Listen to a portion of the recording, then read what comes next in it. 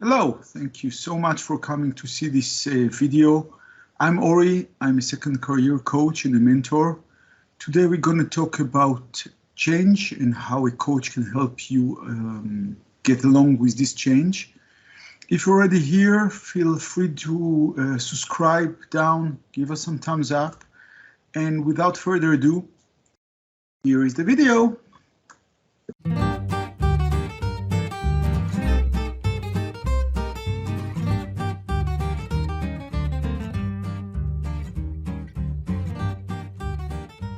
I'm very excited to have you today, and today it's a special evening, it's a special interview, very special interview, because today is you interview me. So the main question that I want to ask today, or that I was asked today, and then I will let you keep asking your questions. But so many times people ask me, like, why do I work with a coach? Why do I choose to work with a coach all this time? And the reason I want to work with a coach is because I anticipate a change. I know there's going to come a change, this year. There came change last year. There's always a change coming. There's always something going on. There are seasons. We're getting older, we move on. The change is coming, that's inevitable. I want to impact my change. I want to control the change that I'm living. I don't want it to happen to me. I want to control it. So, so that's my issue about the change. And there are three. Can I jump in there, Ori? Sorry to interrupt your flow there. Just one.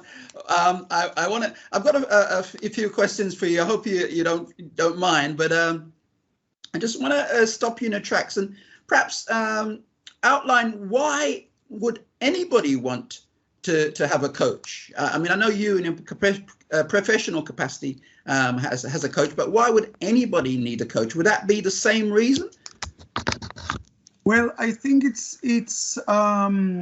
Everybody needs a coach for quite of the same reasons. So to start with, there are three things that I know about change. And then I'm going to explain why for me change means to have a coach. So when I talk about change, there is first thing that I know about change that I have to find a change that fits me. So I said I don't want a change just to happen to me. I want to master my own change, and that means that I have to find the right change for me, and that's have to be tailor-made. I have to be the architect of my own change to control it. The second thing that I know about change, that change is outside my comfort zone. It's probably in the place that I cannot see. It's quite makes sense if you look at it, because if I could see it, I would change already. I would do it already. I would bring it on already. So it's definitely where I cannot see it. Otherwise, it will not be waiting for me around the corner. And so it's either in my unconscious zone or literally in the unknown, and I have to look for it in the unknown. And I'll have to get new skills, and I have to get new behaviors, and I have to develop new neuronal paths with all the hormonal stock and everything that goes on in my brain, so I get used to it. So I'll bring it in small habits that I'm going to integrate into my life. So it comes on, and I get used to it, and it starts to be less scary. And why am I saying less scary? Because there is a third thing that I know about the change, is that being outside of my comfort zone, it's not comfortable. So I have to have this emotional courage to know that whatever change is that I'm bringing, it's not be comfortable. I'm going to be scared because it's in the future. Maybe I'm going to be a little bit angry because there are going to be barriers, there are going to be some obstacles, there are going to be some difficulties. And the biggest obstacle and the biggest opponent that I'm going to be my own brain. My own brain is my biggest enemy, is my own, is my biggest opponent, because my brain wants to bring me back to the comfort zone. And my brain is very, very much trained in tell me reasoning and explanation. So it will send me, no, it's not possible. No, you cannot do that. No, doesn't matter. And personally, I love my brain. I love how it's operates because it's very well programmed to see the things that matter.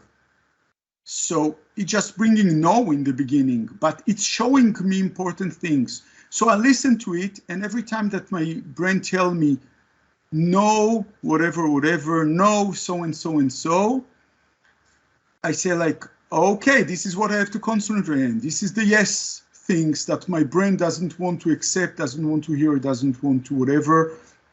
Or what Mike talked about a month ago, this is my limiting beliefs.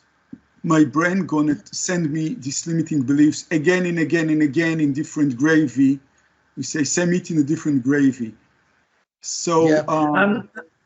That is very interesting, because what I hear is that we're looking at least 3 areas of change. Number 1 being new results, new actions. Number 2, I'm outside, anything outside my comfort zone, I cannot see, I cannot anticipate. And number 3, like you're saying, your mind, our minds are the biggest enemies, the biggest opponents to our courage or anything that we want to do outside of that. So what would be interesting for me, I don't know, how then would a coach help us in this process? Can you bring us from these aspects of change to having a coach? So yes, so when it's come down why coach, so what I want to share with you, and I have a little presentation to show that, is trying to explain why is it so good to work with a coach, not only coach, with any of these materials, any of these professions, excuse me, that that are help professions. So it's the same thing that I'm going to show here can be my coach or my therapist or my accountant or my lawyer, or etc., or my doctor, all those people, or my best friend or my wife, etc., or my parents, all those external people that can help me. The point is that I cannot do that alone. And personally, and I'll explain right away, I think the best profession for that is the coach. So the tool that I'm starting to present for you, it's called the window of Johari. He invented the tool and I'm using the tool. So thank him. And as you see, there are 4 squares in this quadrant, in this window. So when I open this window, I keep in mind that there are 4 squares in this window. And I present myself today in the blue person. So this is me. This is everything I can see. All the top part is everything I can see, everything I know. So there is a lot of things that happen where I don't know or don't see. The second thing that I bring on is what what my coach or the person I work with know. So he knows things that I know, he knows things that I don't know. That's everything that my coach know or realize. When I look at that together, I can see that there are things that I know and my coach know, and that's this yellow zone. Now, if I work with a very good coach, this coach is brave enough to ask me very intimate, powerful questions. The more the coach is powerful in asking questions, the more I'm going to start to reveal stuff that I know and he doesn't know. Excuse me, I almost forgot. There is here the zone that nobody knows. Okay, so this zone that nobody knows, it's the innovation zone. This is the zone that the change going to come from, the solution going to come from, the new ideas come from. It's the ideas that I don't see, my coach don't see, otherwise he would be an advisor, he will tell me what to do. So we're looking at something that we don't know. We're searching for it. And when my powerful coach asks me powerful questions and want to figure out what I know and he doesn't know, I'm going to start to reveal to him all kind of information that I kept private for myself. That was my private zone. And I'm going to reveal this information to him. Now, my coach is also engaged in sharing with me what he sees. So there are things that he sees that I cannot see. For example, that I have a bad haircut from behind, he can just see that. So he will start to tell me things that he just see. And then he will also, because he's so engaged to show me things that he see, he will read back to me or articulate back to me the things that I shared with him, the way he hear it and the way he understand it. He or she, of course. So he's gonna keep telling me the stuff that he learned from me or he's observing about me. And what is happening when we're engaging in this process of exchange, I'm telling openly everything I can share with him. He's soliciting me and reflecting back to me what he's heard from me. This yellow square is getting bigger. There is a bigger square of the area that both of us know. And in this square, there is some new ideas that reveal. There is some things that both of us didn't know, and now we start to see. And when we start to see, they open up to us. Well, in my presentation, they didn't open up in France, but they open up anyway. And they keep being clear and revealed to us as long as we dig in and get this area more explored.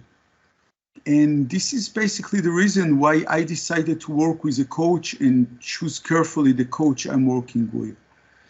So that was the window of Jory. And if you have any question about that, I'll be very happy to take them.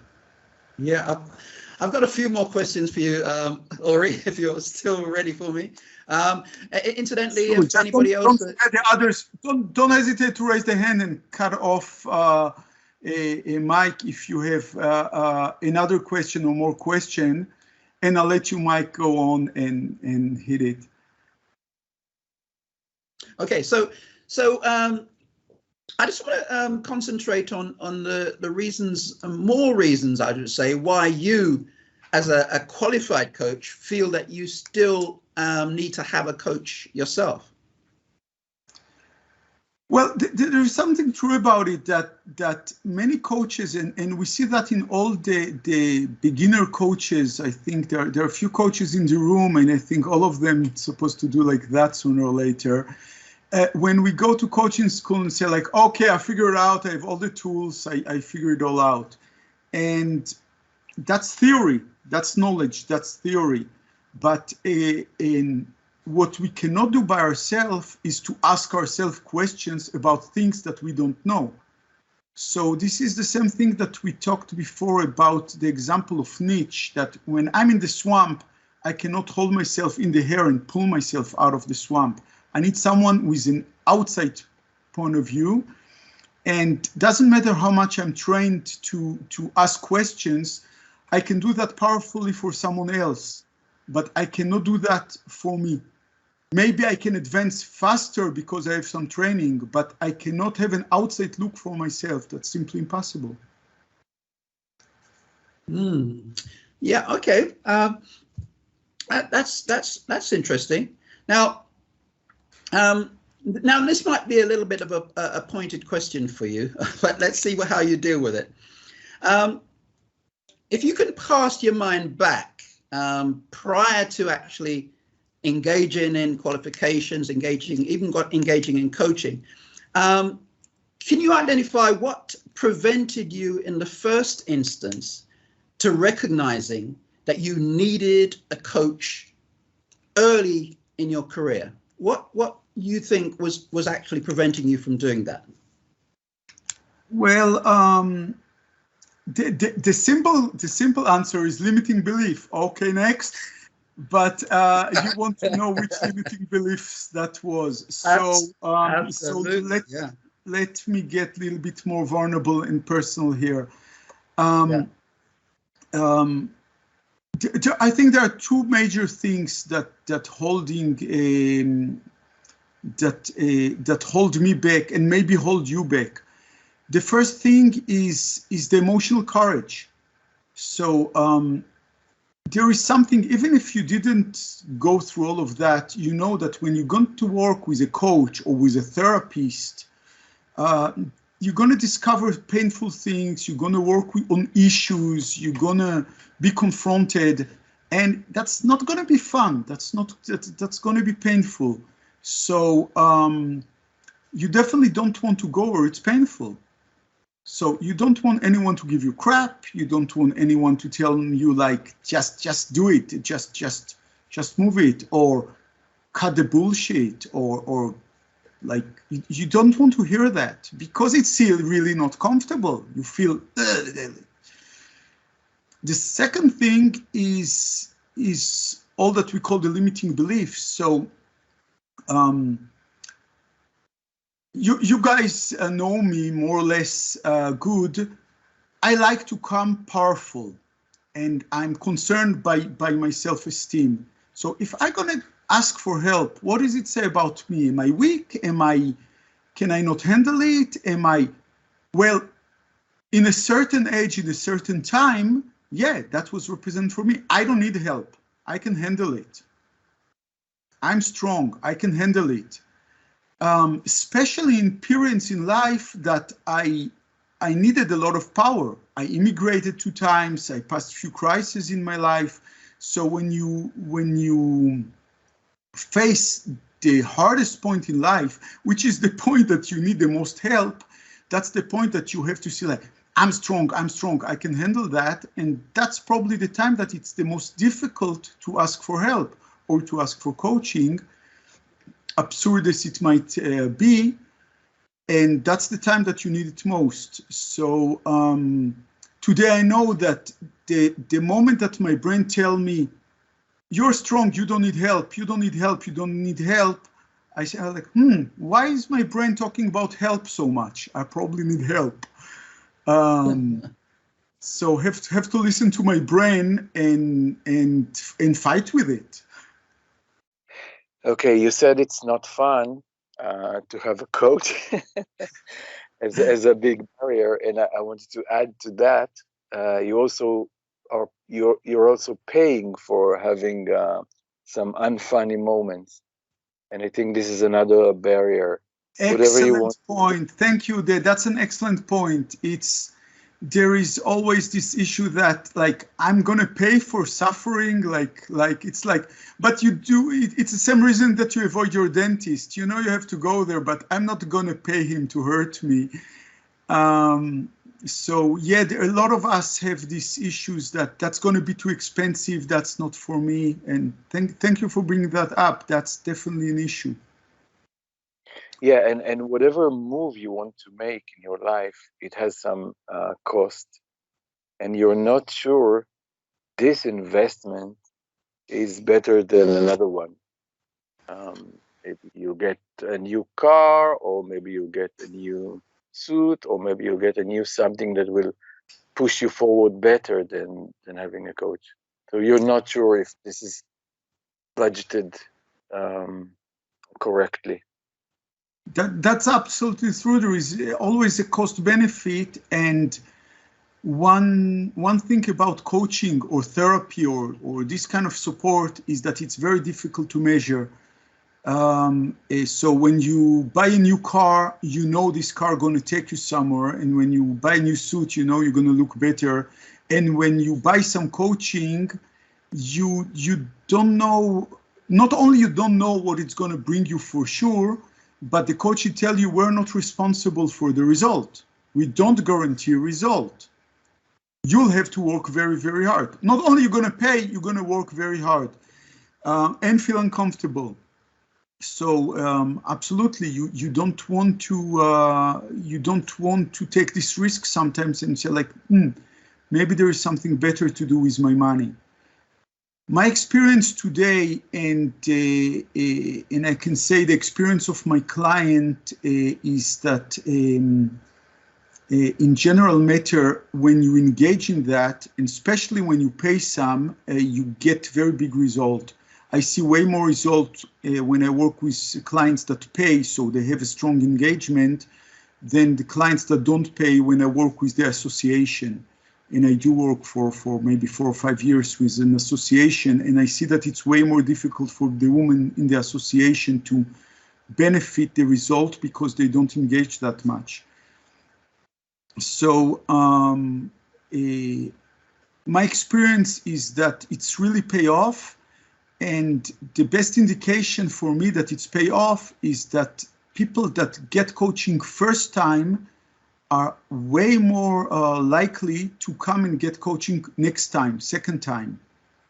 So that's mean that something was working for them. They come to the conclusion that was the investment because they come with a second envelope. But it's very difficult to learn from other people's experience. I'll take your word for that, Oded. You've got 3 more hands there, Ori. You've got Oded. So thank you, Oded. Thank you, Oded. If I answer your question, you can take your hand down, excuse me. Unless you have another question. And maybe Sarah was after. Sarah, did you want to ask a question?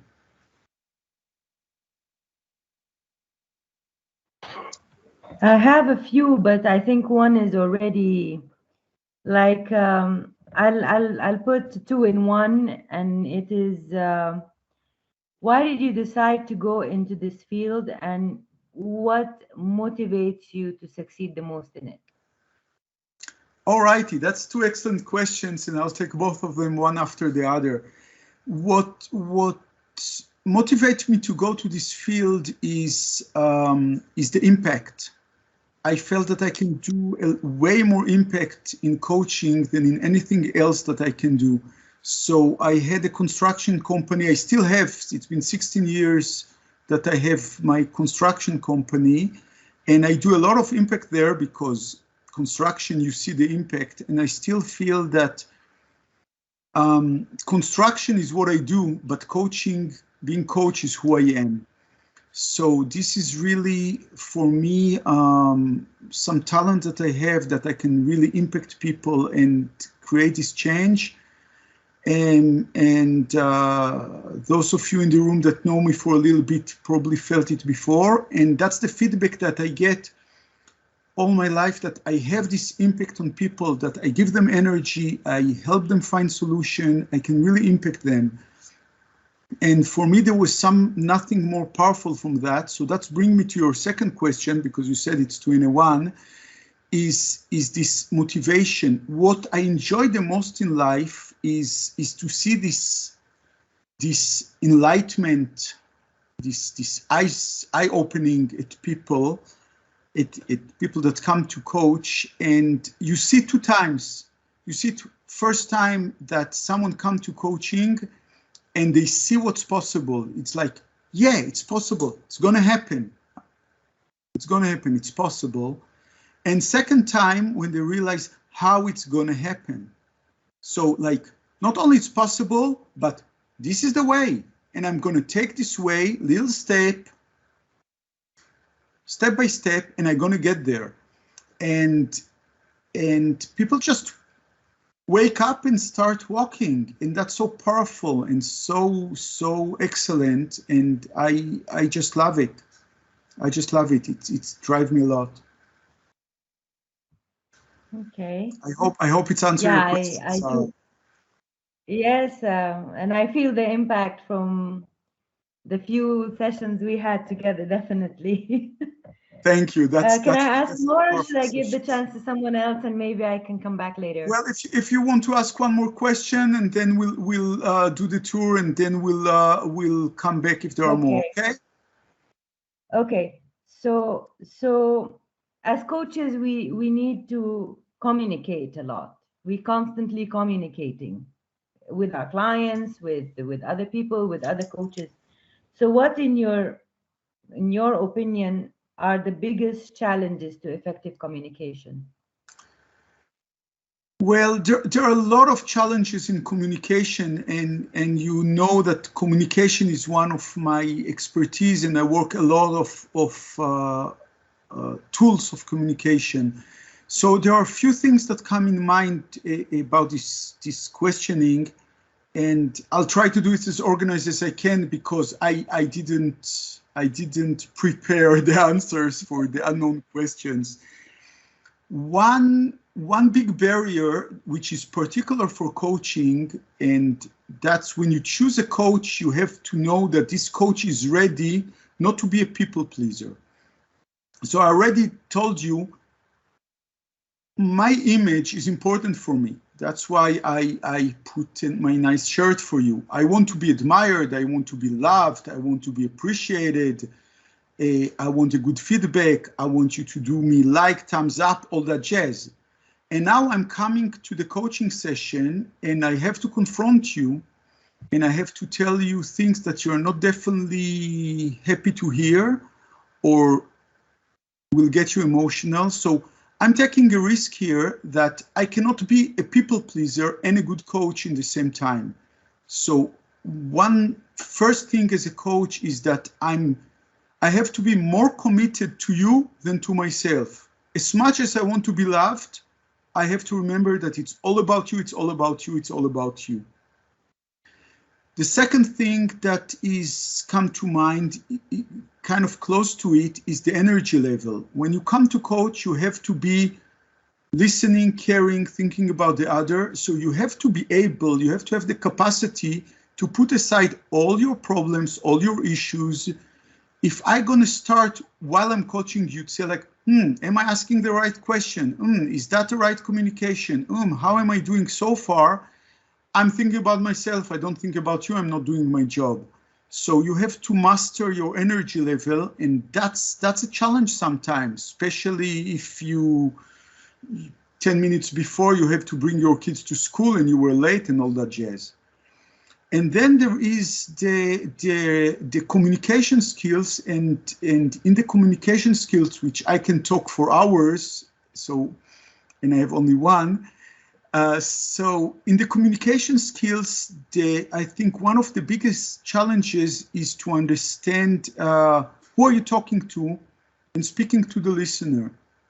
So some of you want to go very, very quickly. Sarah, when I work with you, and you like to be pushed. You like to be really pushed out of your comfort zone. I see on Norman body language that she pushed you before. And some other people like to be less pushed. They like to be less, they need more time. They need different needs. So you have to realize what type of personality are people in front of you.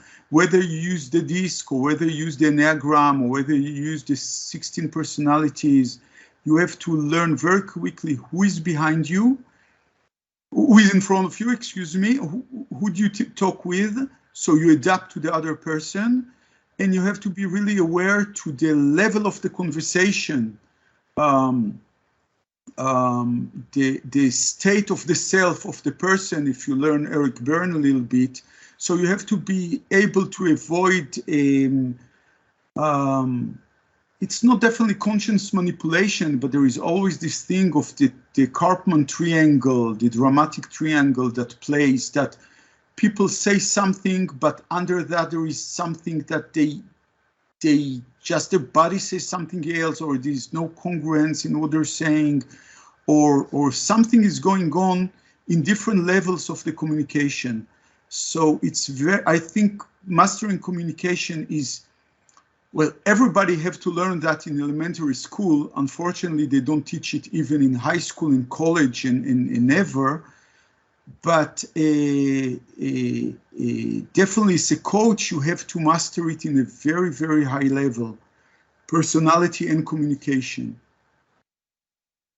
I hope that's answer your second. That's amazing. Two Thank questions. you. I'll get back to you after the others get a chance.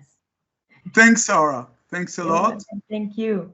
So I'll have to take Norman's question, and then I see there are other questions in the people that didn't open their camera, and I don't see the name. So Norman, please go ahead. Thank you, Ori. I had an observation, first of all, something that I'd like to add. Earlier on, you said that there are 3 things about change. Actually, I think there are 4 things. The most important thing before you can, be the architect of change or work on your emotions or on your mind or step out of your comfort zone, to me, is to be aware. There are a lot of people who are not even aware that they need to change. It is, I believe it was Dr. Joe Dispenza, who is really big on emotional intelligence, said that awareness precedes change. So before you can make any sort of change, you have to be aware that there are things that are going wrong for you, and then after that, be willing to make the change, and then step forward to a coach. Do you agree? I agree. I definitely agree, and I appreciate you sharpen out and you put the point on that. Yeah. So what I said before is that a change exists where I cannot see. Change exists where I cannot see. So either in my unconscious or literally in the unknown. So obviously, when I'm going to start to architecture or to bring on this change, I'll have to bring it from the unknown to the known, or from the unconscious to the conscious. So the first step will be become conscious what this change is about, and because it and be aware to it, because it's in the unknown. And only then I can search how I'm going to do that. And that's most of the time the easier part. The first thing is to realize, like, what's about, really what's about. So thank you for making that clear. That's most of the time the difficulty is like I don't need help. I don't need help. No, everything is okay. Everything is cool. Yes. And most people see what's going on. They don't see their potential. So we often talk about the better version of yourself, and people tend to say, like, hey, I'm fine, I'm cool. And they're not aware that there is a better version of themselves just behind the corner. And so there are relatively few people that will come up to coaching, and they'll say, like, hey, I've heard all that thing about change. I'm actually not aware of what I have to change. I have no idea what I want to change. I'll take your word for it. There's probably a better version of myself, but I have no idea how to get there or even how to ask the question, because I'm not aware. And those are people that are aware that they are not aware. Socrates was one of those. I know that I don't know.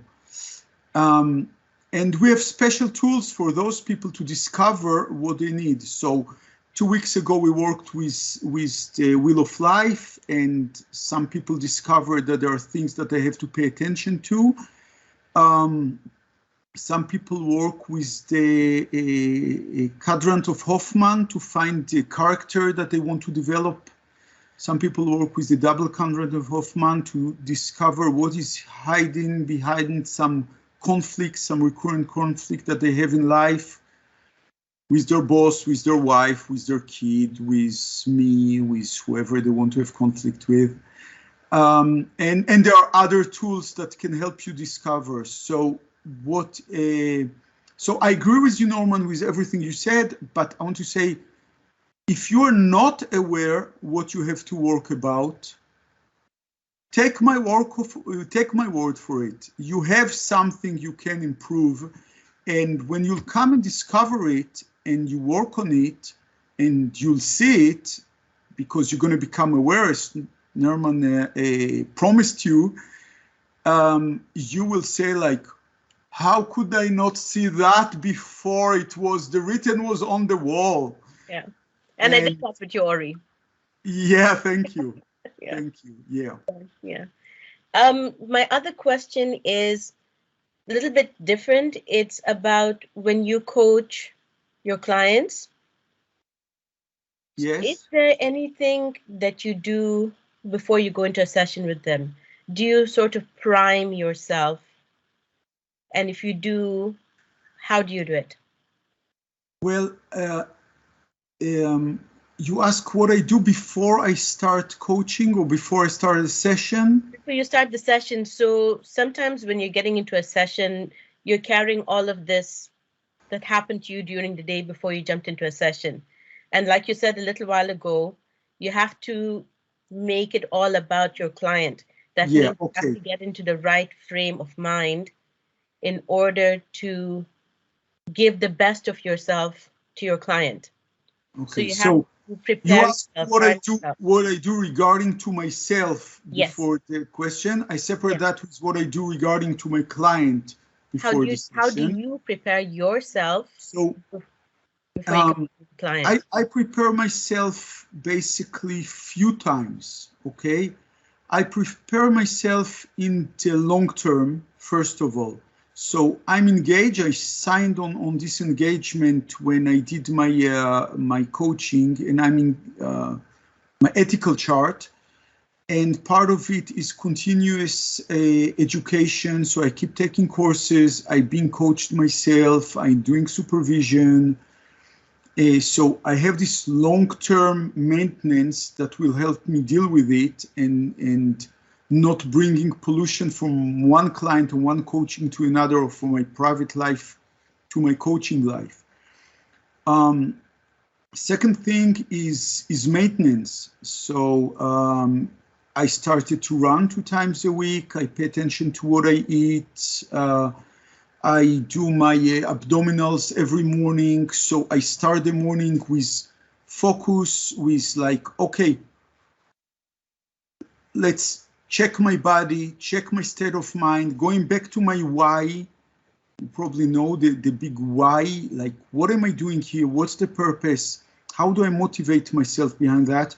So when I come to the table, I know why I'm here. I know why I'm here, and then I can do focused. I know some people doing yoga or meditation or other exercise, but the important thing is to remember what is it about? Why is it important for me? So I can focus on that.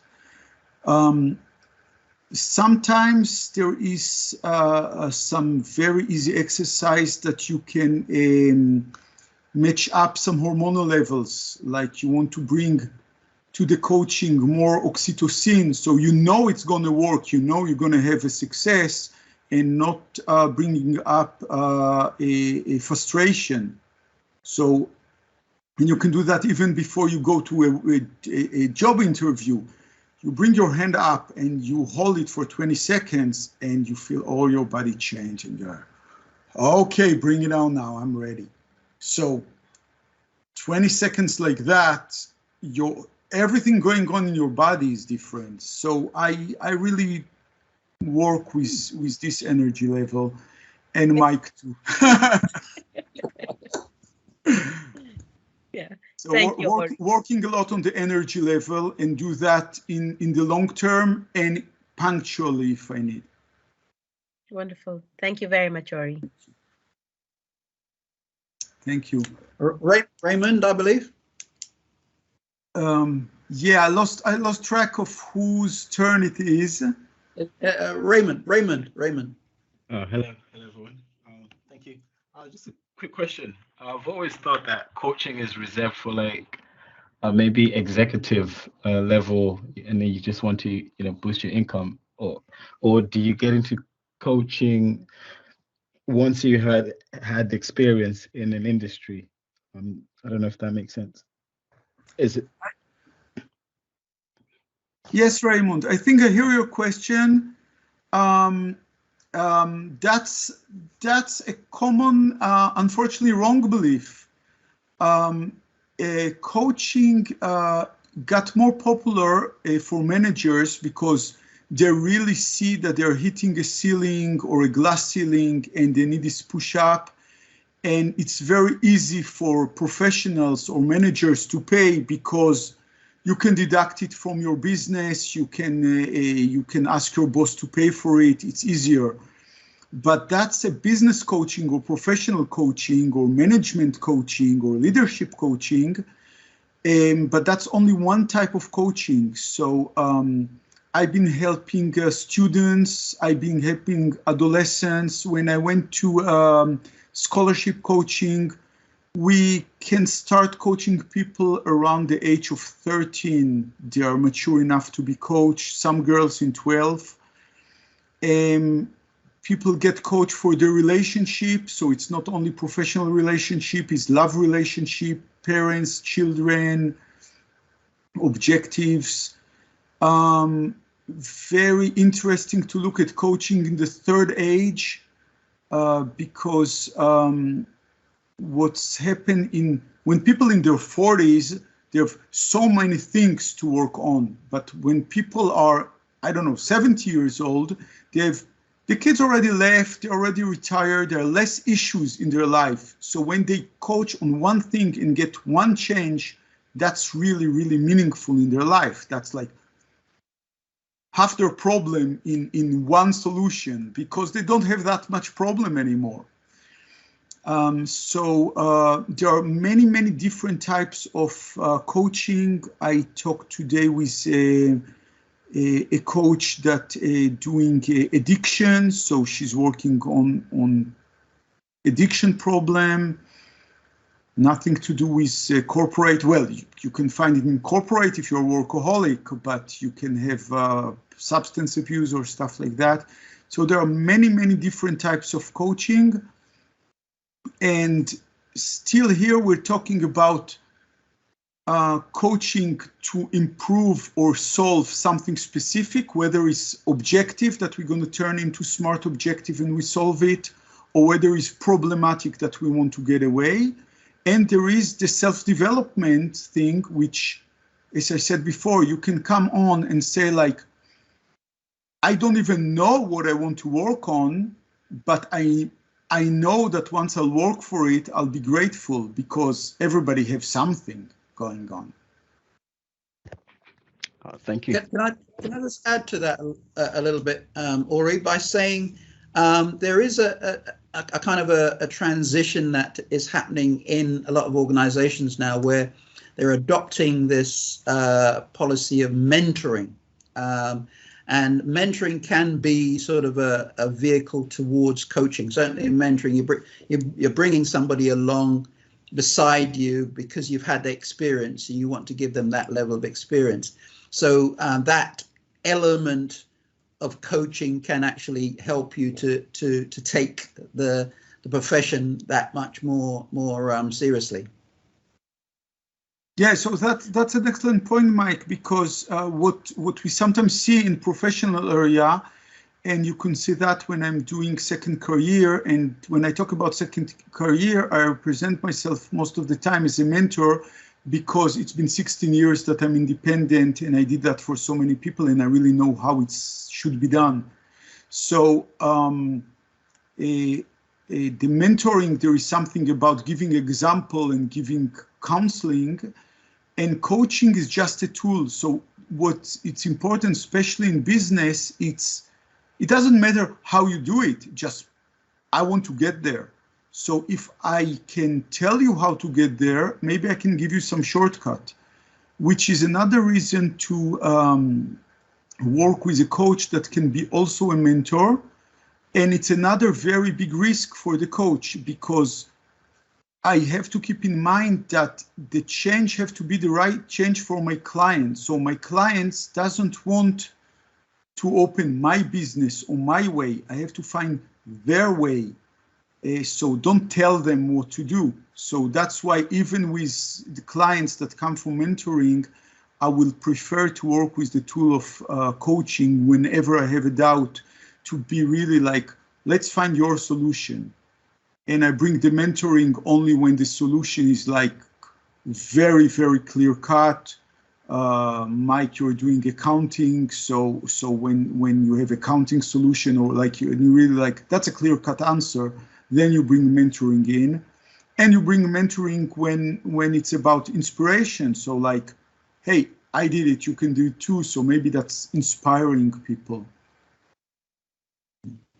Raymond, is that answering your question? Oh yes. Oh sorry. Yes. Excellent. Excellent. Thank you.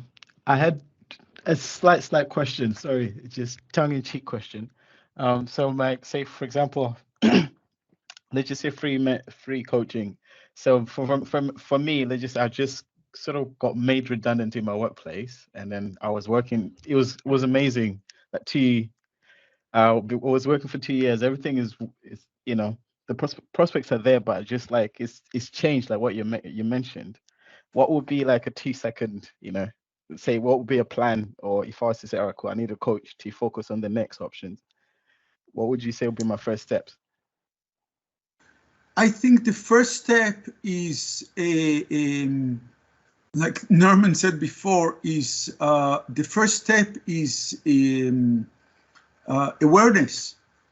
Awareness. So if you are aware and you come to awareness that you are in a career, you did 1 round, 2 rounds, 3 rounds, and you are in a certain point, whatever that point might be, and you are not working now to get to your next point, so you are staying in the same place. You're not going to the next place, you're staying in the same place. So if you don't know where is the next place or how to get there or whatever it is that's going on for you, I would say the first thing is run quickly, call your coach and tell him like, hey dude, I'm here, I arrived all the way here, I'm excellent here, I'm good here, but I don't see where is the next step, or I don't know how I'm going there. So I need to clear that out, because if you don't know where you want to go, you are like Alice in Wonderland. You know Alice in Wonderland, when she come to the cat and she tell the cat like, I have 2 options here where I choose, and the cat asks her, so where do you want to go? And she tell him like, I don't know. Tell like, doesn't matter where you choose, you're gonna get somewhere. And if you're gonna get somewhere, maybe you're not gonna get there that fast either, because you don't know where you're going, and maybe you're just gonna stay where you are, because why bother? Because you have no motivation, no clear motivation. So my answer will be, the first thing, clarify very well in your head where you want to be in 1 year, 3 years, 5 years, maybe 10 years. I don't know your age. Where you want to be, and put it up to a smart objective, then breaking down to small steps, what we call baby steps, or in other discipline, they call it agile, Scrum Agile, and then start to go for your first step, or your first sprint, as they call it in Agile. I hope that answered your question, Raymond. Thank you so much. Yeah, that's good. Sure thing. Sure thing. Lixin, you had a question. Your microphone, Lixin, is closed. Yeah, thank you, Ori. Sure. I would like to ask, what would be your approach to a client if the client want to specific area get better, but don't willing to expose the pain? And what is the limiting belief connect with the problem they cause now? So what would be your approach to the clients? That's a very hard question, Lixin. Thank you very much. That's really hard one, because you're addressing a client that you see big as a house. Like, don't you want to change that? Don't you want to let it off? Are you willing to change that? And the client is in the no phase, and that's really walking on a very thin line between pushing your client to realize, get awareness, as Norman said before, and not being too aggressive, too violent with your client that it completely gonna block down. So that's definitely a big challenge with clients that are slower than you, or you feel that like they are not moving. In many cases, I will try to slow down and divide this into smaller steps. So what's probably happen is when they see the step, like you see the destination, you see where they're going, and when you see where they're going, you say like, okay, you're going there. In 5 years, you want to be there, and then let's go there. And they see like, whoa, that's a huge step. That's so scary. So let's say, okay, let's do it in 1 year. It's like, whoa, that's a huge step. That's so scary. Okay, so let's do that in 1 month. Oh, that's still a huge step. That's so scary. Okay, what you have to do this afternoon to get your objective. Okay, so maybe if I'll take the example of someone that is for their business, they need to go get their LinkedIn profile updated. But this is huge. That's so big. That's so big. It's like, don't do all of it. Put your photo, then we'll come back. Then put your script, then you come back. Then ask for 3 recommendations, then come back. So you really break it down to small pieces. And the smaller the steps here are, the more difficult for them to justify their resistance. Till it's come down to a point that you say like, hey, I think you're not ready to work, you're wasting my time. But that's really, really extreme. I don't think people coming all the way to work with a coach because they want to waste our time. I think they are really terrified from the change. So it's our job to be able to cut it down to smaller step, yet smaller step, yet smaller step, which might be very, very difficult for us if we think like, hey, dude, I can do that in 3 days and you just put 3 months to do it. You can be frustrated, but it's not you that are doing it. It's him that are doing it, and you cannot dance faster than the music. Their music. Is that answer your question, Lixtin? Thank you. And I think I understand what you're saying. So to go with be patient, hold space, and go with their pace. But I would like to know more about if the clients want to say, yeah, I want to get better. How you can help him getting better, but I just don't want you to drill that pain. That's my question. Well, you have to have some emotional courage. You definitely have to have some emotional courage. So a client that doesn't want to have any pain, most of the time is a client that already have more pain than he can contain. That's why they avoid pain so much, because they feel the pain. They're already in pain. So sometimes you come with containment, especially if you work with people that have a trauma or abuse or problem like that.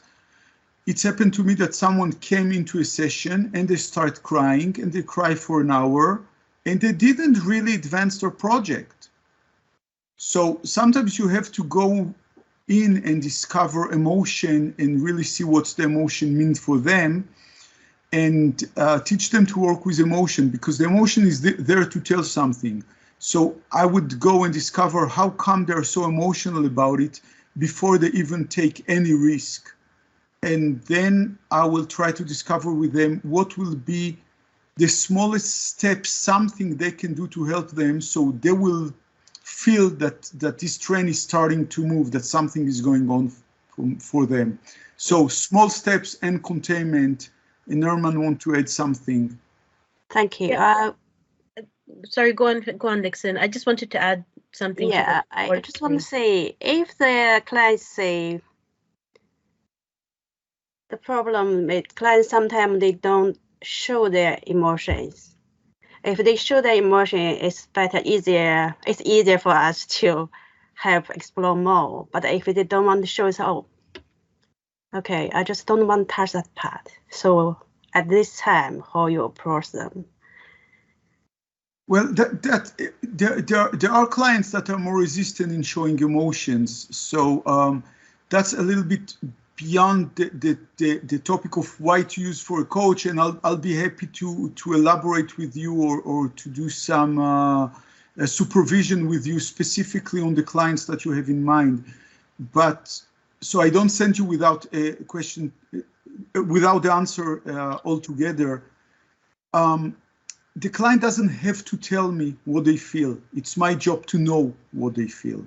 So they will bring it up here and there, and it's body language or sweating in the hands or something will show me what's going on. So I'll probably tell them, like, I see you have some resistance. Is that a fear or is that anger? So I'll push them to use some vocabulary. I come from the idea that a client wants to work, they just don't know how.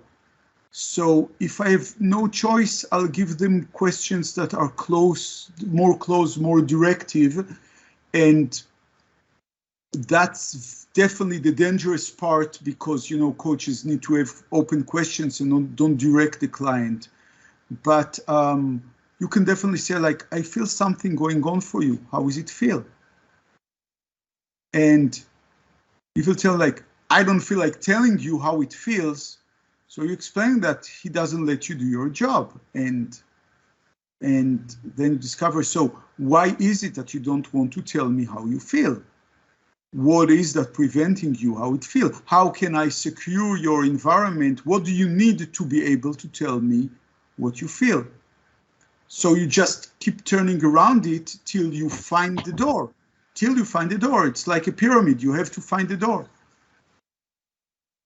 I hope that answered the question. And if you have a specific line in mind, we can take a meeting and do some supervision about the client.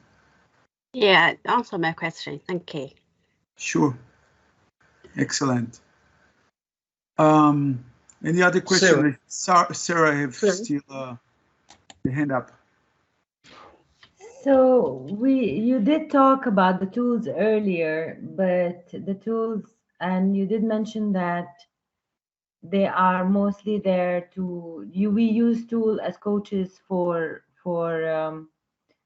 awareness. That is one thing. So and of course I believe that there is more, and I would like to explore that a little bit too. So how will the tools that you use as a coach help your clients, okay, make the necessary changes that are right for them specifically?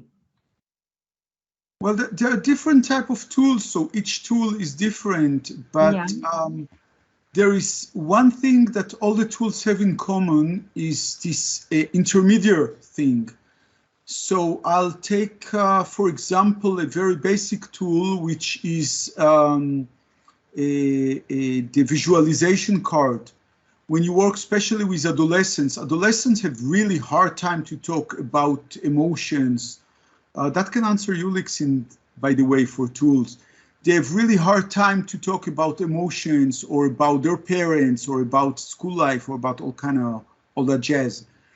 So one tool that I will use with them is this visualization tool. I put all these cards with photo cards. We call it language photos. I put all of them on the table. I let them choose a card by association, and I will ask my question about the card. So for the example of Linksing, if they are incapable to talk about their emotion, I don't ask them, how do you feel? I say, like, can you choose out of these 100 cards a card that remind you how you feel or vibrate with your feeling or represent your feeling? And the client will pick up a card, he'll pick up a picture. because picking up a picture, it's not articulating, because maybe this kind of lexing is not verbal, is not very verbal, or have a hard time with the language, or doesn't have cognition for that, or close for a certain area. So here, pick up the card. Now, I don't ask him, how do you feel? I ask him to talk about this card. Way easier for him to talk about the card than to talk about me. Okay, so I do that with many tools. When we take a tool, we start not talking about ourselves, we start talking about the tool. For example, Sarah, you shared with us your Wheel of Life on the Facebook group, and I thank you a lot for that, because I find that very inspiring. So one good thing when you work with your clients about the Wheel of Life is that now they're not talking about themselves, they're talking about the wheel. They're talking about what they see. And that's way easier. And it's way more difficult for them to deny that, because you just see it, it's on the paper, like you just fill it in, and now you cannot say it doesn't exist, because there are colors on the paper and you have to put them somewhere, so might as well put them in place. So tools are, I use tools when they need an intermediary. And there are hundreds of tools. We present few of them, and we'll try to bring you some more useful tools in the future. But there are so many amazing tools out there to help your clients talk or realize or see things. Amazing. One more question? Go for it. So what are the things that you are, what are the things in your life, okay, that you are most grateful for at this stage? Thought to end it with gratitude, you know.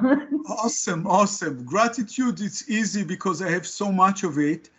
At this moment in time, I'm first of all, I'm most gratitude for you guys, because you guys make my dream come true. You're here and you trust me, and you come here to do this work together, and you create this community that that make it possible, for you to grow, that make it possible for me to grow. And like I told you before,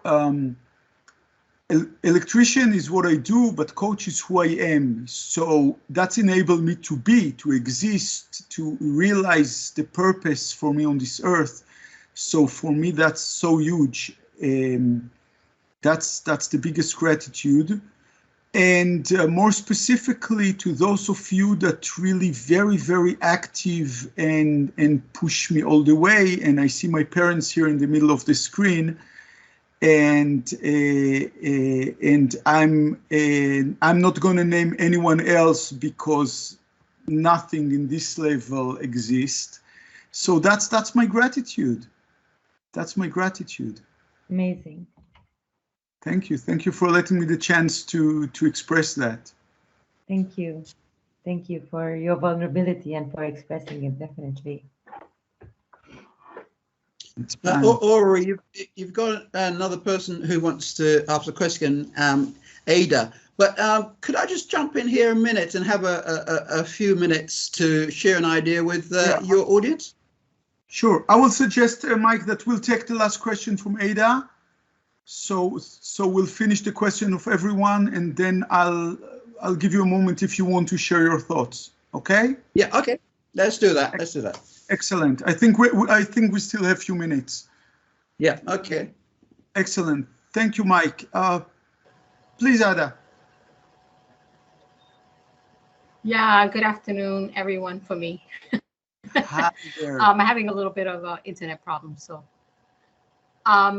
getting back to how do you find a coach for a coach? Based on referrals, based on what have you seen work for you?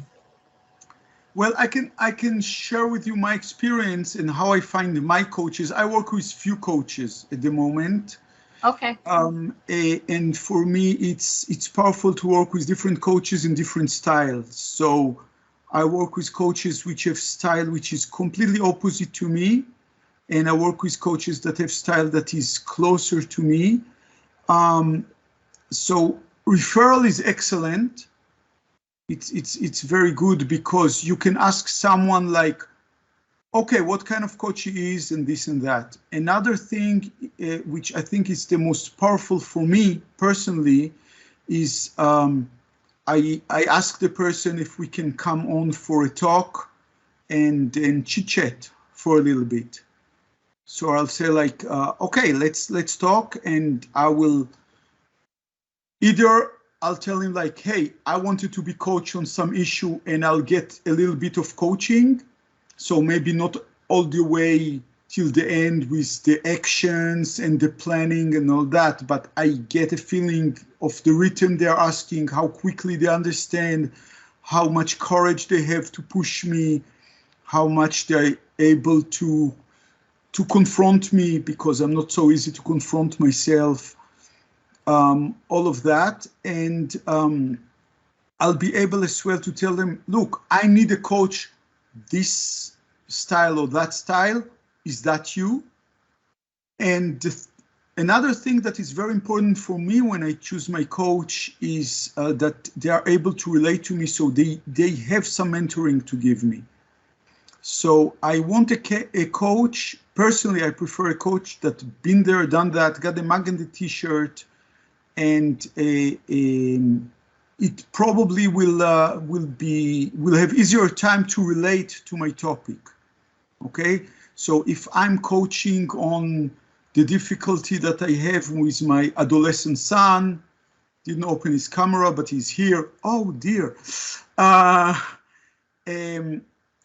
will prefer working with a coach that have children and they are at least adolescents. A coach that, I don't know, he doesn't have kids, nor worked in school as a teacher, nor is, I don't know, speciality in kids coaching, I would say that maybe that's not their niche. Maybe they are not capable of doing that. So if someone is looking for a second career coach, I know they might come to me. If someone look for immigration coach, I know they might come to me. If someone look for divorce coach, they might come to me. Adolescent coach, they might come to me. If someone want a coach to help them how to win a race, a boat race to across the Mediterranean, they probably won't come to me. They'll come to Amir. And he will coach them, and he is not even presenting himself as a coach, but I know he can coach them to that because he's an expert on that. So I think being an expert on the topic is sometimes even more important than anything else. So it's kind of a mix between how powerful is the coach, how courageous is the coach, and how much the coach is expert on their expertise. So their life experience, obviously, is a big factor on that. And maybe how much tools they have, how much they're educated in their fields, how much they invest. And not forget the age. For me, the age is a factor because I met some coaches which are pretty good coaches, but they are 28 years old and they can coach some people. I don't think they can coach me. They don't have enough life experience to deal with my issues and my problem and understand them. I don't think so. Just a feeling.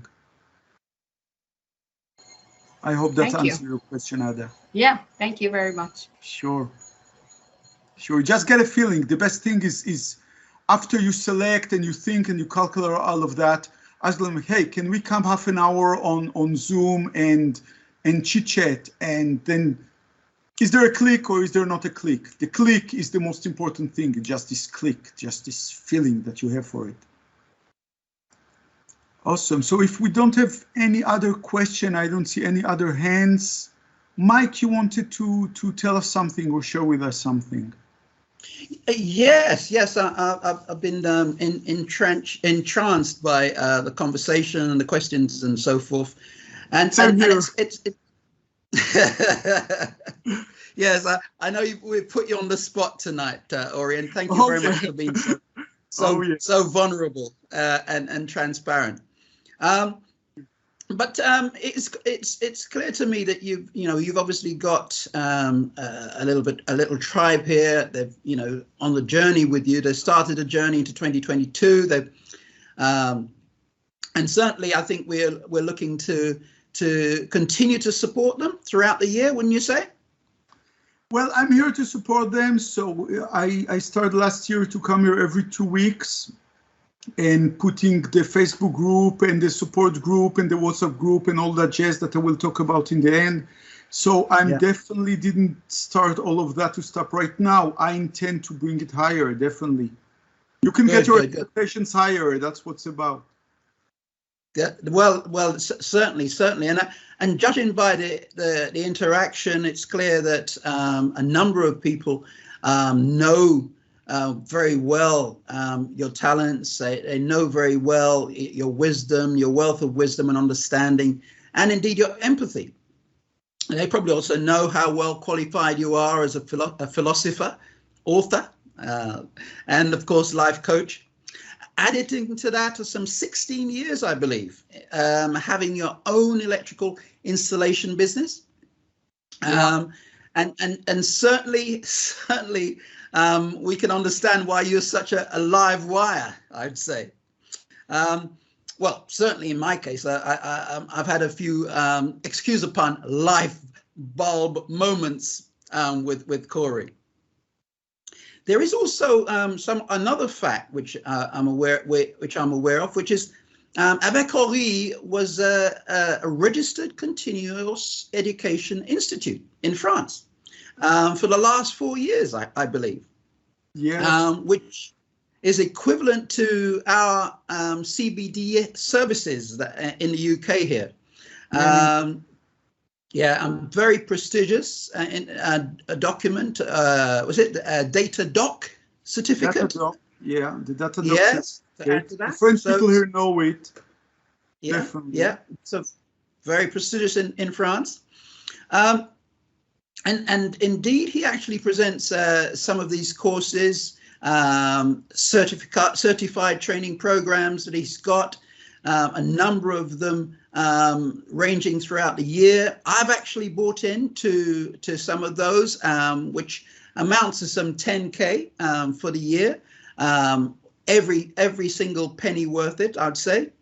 And all of them obviously in France. Now, interesting for me, having had that experience, I would love for you to bring that in English, Ori. I think that would really help us guys out here in England and anybody else who are English speaking. That would be really good, because you see, you've got some life-changing programs there: self-development, communication skills, business leadership, business management.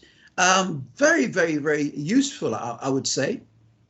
And of course, backed by your glorious life coaching support, which we've heard so eloquently today.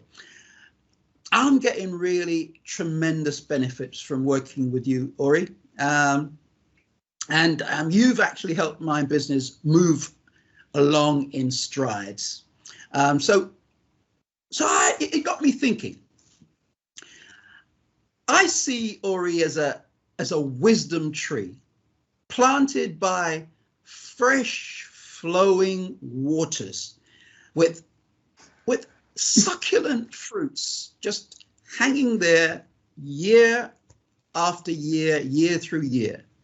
And I think the difficulty here is that some of them are those fruits which are for individual plucking, like myself, may be a little bit too high for some people.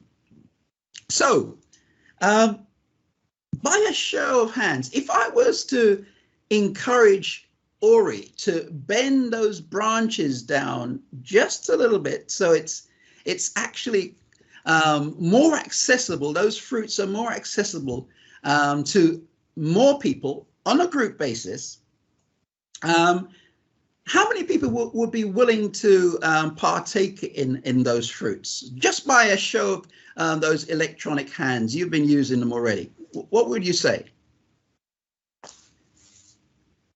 Are we seeing any hands? How many hands have we got there? We got 5 so far. 6 going up. 7. Oh my Lord, that's not too bad. 8. Oh my gosh. Yeah. Keep going. Keep going so that I can pull that branch down a little bit lower. 9. Look at this. Are you seeing what's happening here, Ori? I was asking myself, Mike, where are you going with all of that? I realized at a certain moment that you prepared something here. Okay. So yeah, well, look at this. It's still piling up. I tell you where I'm going with that. I'm looking for Ori to actually create a series of programs that represents the sort of stuff that he's already doing, which is self-development, which is communication skills, which is management skills, which is leadership skills. Present that as a package on a monthly basis for people who want to buy into that, and for people who want to buy into his continual support. We've heard that even as coaches, you guys need coaches. And I think Ori is well positioned to do that. So I mean, I've got pretty much half of your audience saying they're willing to get in there, Ori. So I think we need to talk. What do you say? I'm afraid so, Mike. I'm afraid so. You definitely pulled it off, coming up with all those powerful people behind you. So now I cannot back up. I knew I shouldn't come on today. So thank you everyone for your trust. I appreciate this trust and this enthusiasm, and I appreciate this initiative of Mike to bring up some of the collective programs that I've been doing in French, in English, and translate them and put them up so you can enjoy them as well. So I can propose to go to the drawing board with you, Mike, maybe next week, and we'll try to see what we can draft and bring up some concrete answers in 2 weeks. Yes, for our next session. We'll be here in 2 weeks, you guys. Yep. We will be here in 2 weeks, and let me take a second to tell you in 2 weeks what's about, because those of you that were here 2 weeks ago did the Wheel of Life. Some of you shared it already in the Facebook group, and those of you that are not yet in the Facebook group,